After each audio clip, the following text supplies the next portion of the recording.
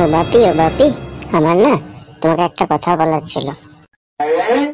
বল মা, কি বলবি? আমি না একটা ছেলেকে খুব ভালোবাসি। ছেলেটা না আমেরিকায় থাকে। কিন্তু তোমার সাথে তার দেখা হলো কিভাবে?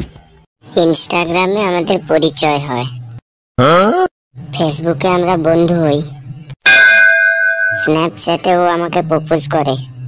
বলেন কি? তারপরে হোয়াটসঅ্যাপে আমরা 2 মাস ভালোবাসার কথা বলেছি। আচ্ছা, তাহলে তো কোনো সমস্যাই নেই। বলেন কি? তুই এক কাজ কর, টুইটারে ওকে বিয়ে করে নে, ফ্লিপকার্টে বাচ্চা নিয়ে নাও, আচ্ছা, জিমেল থেকে রিসিভ করে নিও।